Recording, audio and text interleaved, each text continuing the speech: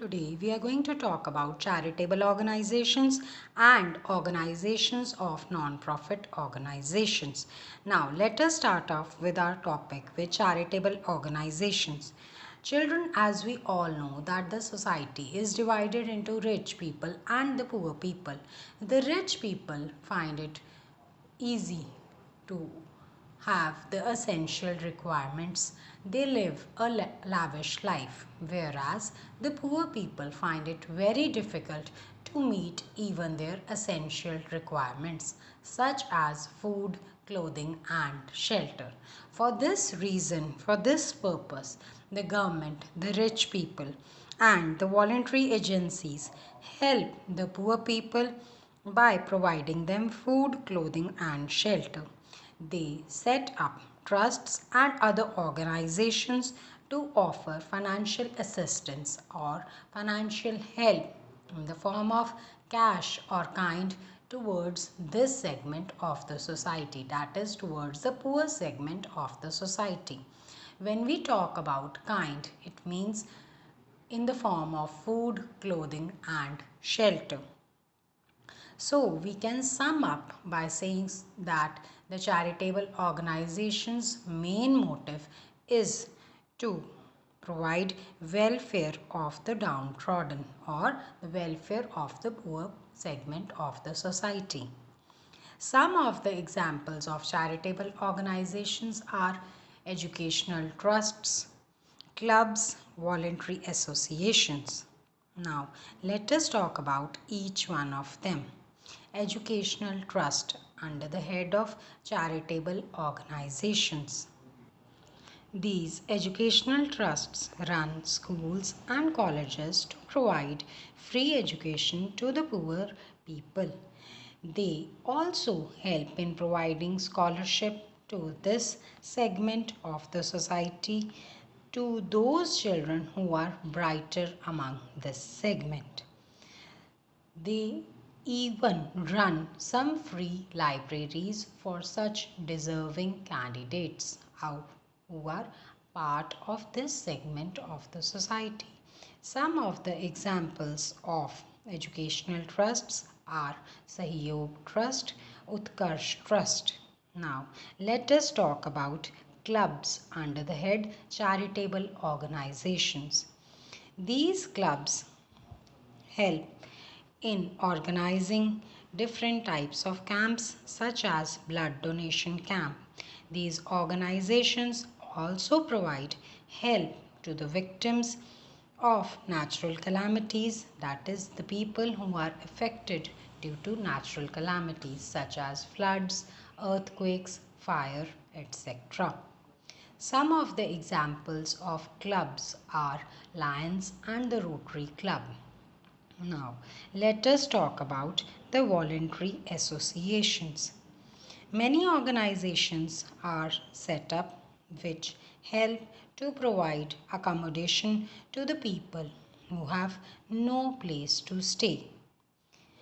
These charitable bodies donate money towards the National Defense Fund, Prime Minister's Relief Fund, to help in providing accommodation to those who have no place to live in. Some of the examples of voluntary associations are dharamshalas, night shelters, etc. Now, let us talk about the organizations of non-profit organizations. Children, when we talk about organizations of non-profit organizations, they are the organizations which run not with the motive to earn profit, but to provide service towards the society. They are of two types. Either they are member serving organizations or community serving organizations. Now let us talk about what are member serving organizations. These organizations are running to serve their own members. That is, they work for the benefit of their members who are already enrolled with them. Examples of such organizations are The trade unions, that is, they work towards the workers who are part of those trade unions. Industry associations, any kind of sports club, they work towards the members who are part of that sports club.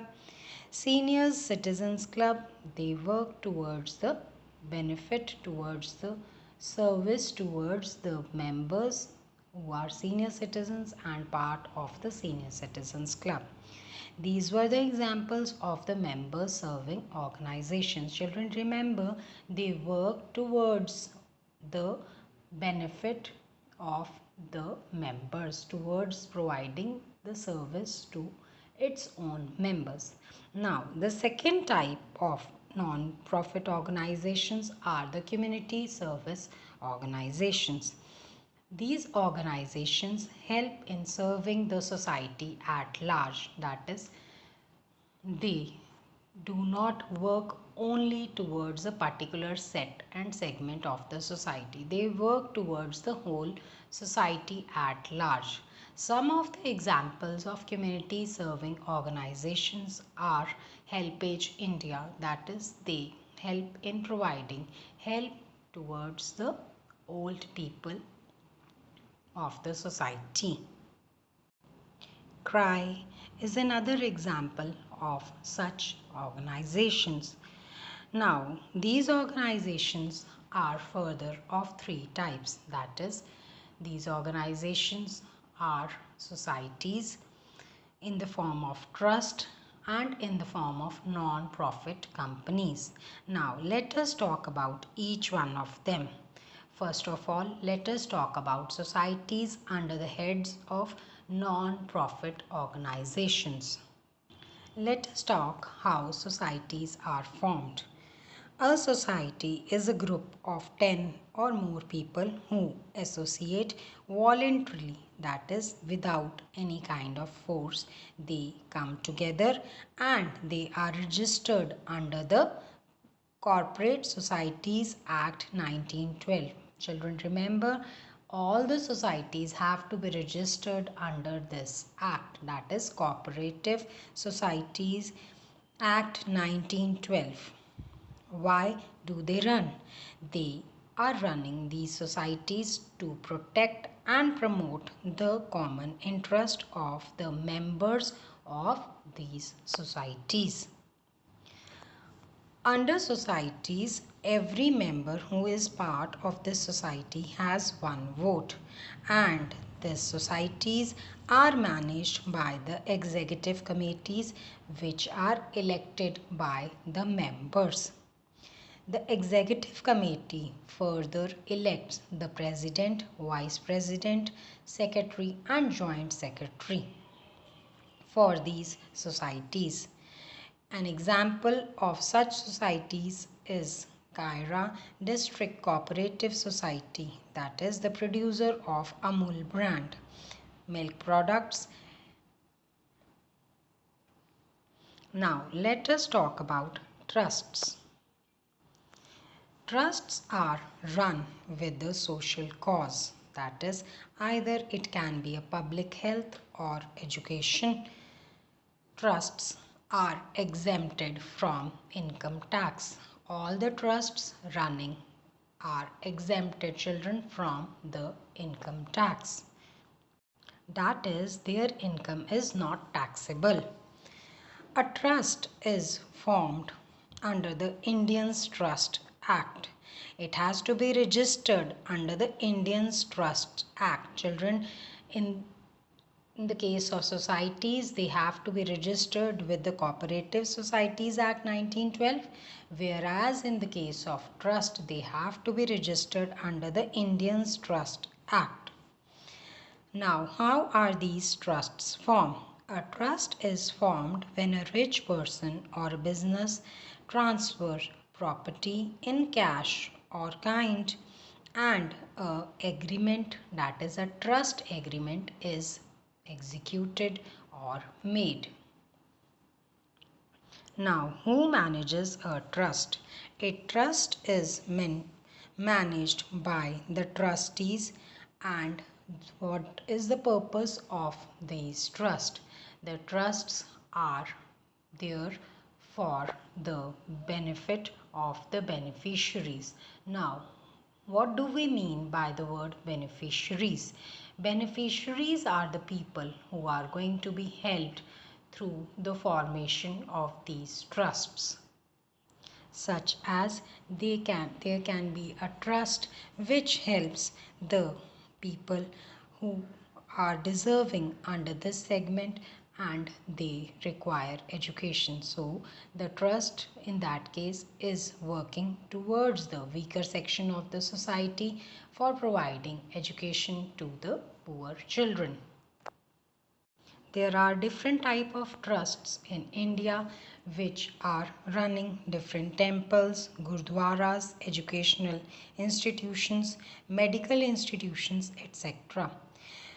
An example of such trust is the Tata Trust, which offers scholarship to students belonging to the weaker section of the society for pursuing their higher education. So Tata is helping those children to fulfill their dreams.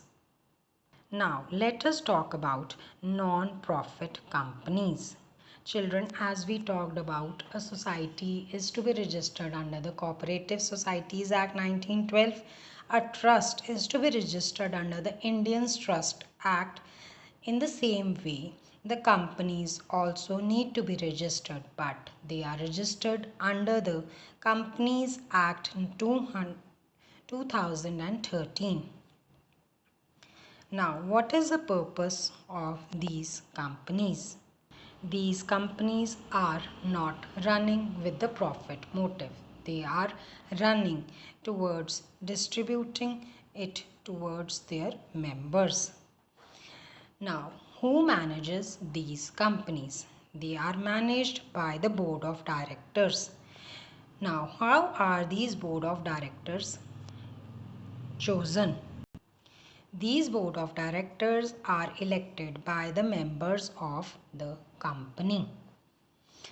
An example of non-profit companies is Sulabh International. It is a non-profit company. So it is registered under the Companies Act 2013. Children, today we have discussed about charitable organizations and organizations of non-profit organizations. Thank you. Have a good day.